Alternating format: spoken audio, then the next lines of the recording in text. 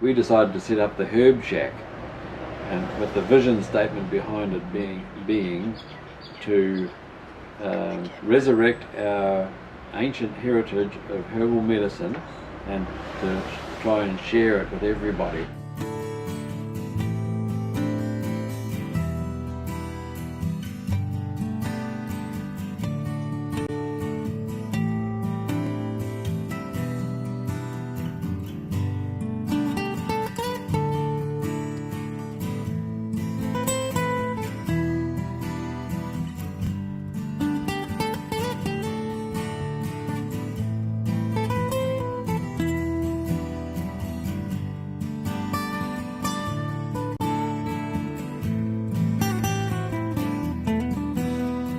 We're the only place in town that you can get vegetarian, and now we're vegan as well, so it's pretty special and exciting for us.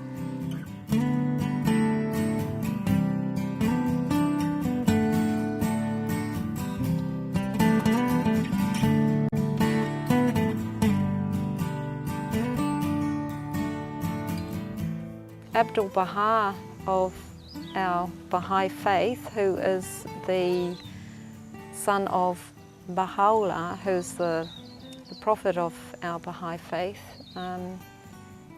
he said that in the future we will all stop eating meat. And this is just another way of how we bring God on a daily basis into our life here. You know, people can come in and say, oh, you're just really cruisy, easygoing, and you know, you're just sort of going with the flow.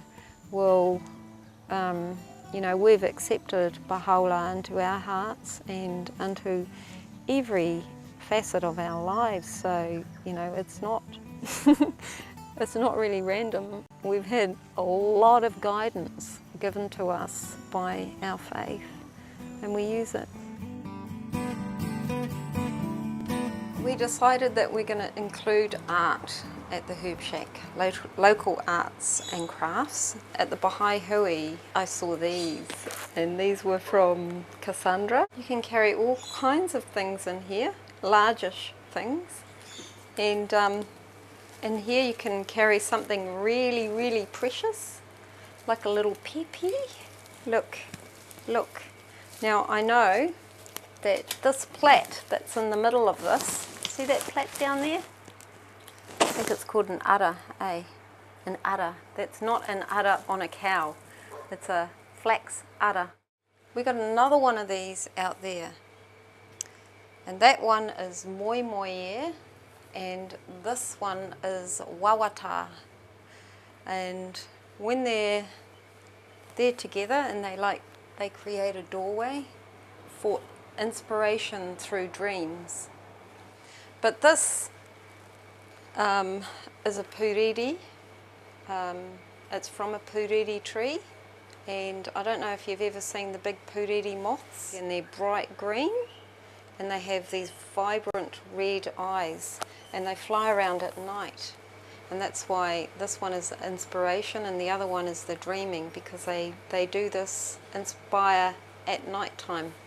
So this is the big red eye of the moth, and that's the shape of it. And this shape here is the same outline of the mountain range from where this tree came from, and that's out at Herekino. I've got a picture of Ephraim Tapa, and he was one of the first Maori elders to become a Baha'i. Such a young faith here in New Zealand, and I feel quite special and privileged and to be a Maori Baha'i.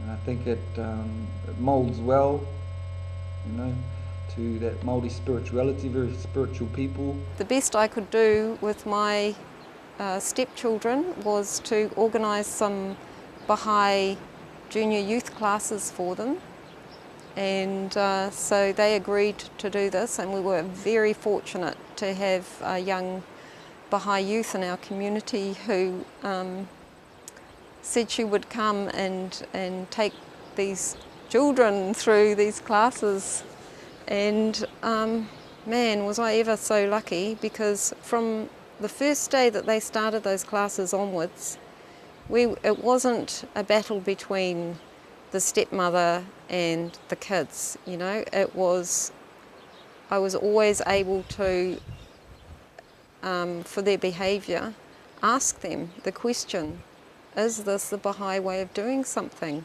And they'd think about it and say, well, maybe it was, or maybe it wasn't.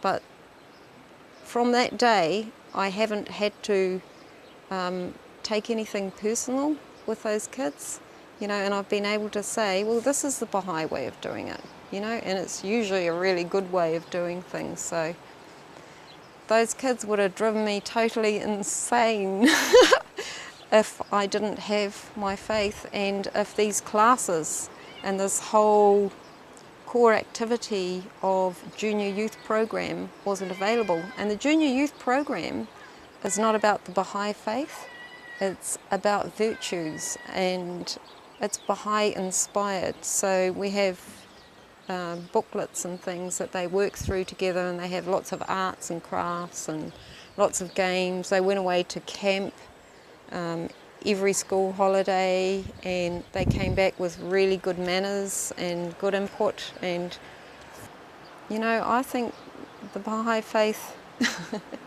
really has helped our family so much, and I still maintain that that's the best education and the best mother that I can be to these kids. So I'm very thankful for everything that I've been getting from this faith, you know, and it's up to the individual really how much they're going to use it, how much they're open to it.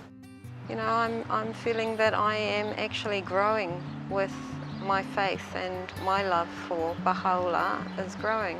You know, I'd been on a long spiritual journey, and I'd considered myself a spiritual person, and when I found myself as a solo mother, I thought, well, you know, something ain't quite right in my life, and I was then open to investigate what the Baha'i faith was about.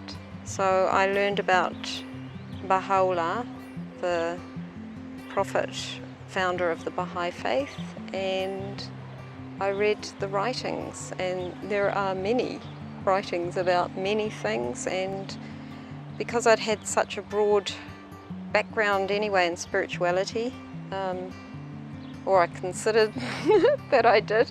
I travelled a lot. I was away from New Zealand for 15 years, and you know, I joined the Gurdjieff and Orspinski school, and I practiced yoga.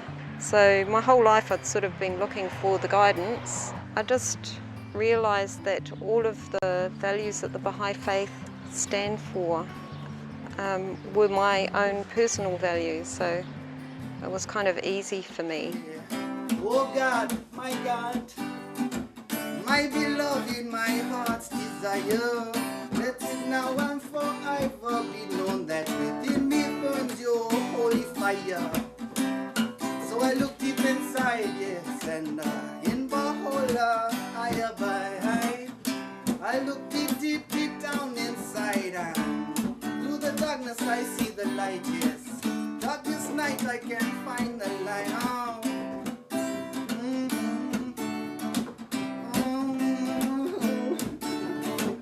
I was lost and now I'm found. Truth I am fighting for. Yeah, you are the most beautiful sound, and mine I am, here I come for. Evermore. Forevermore.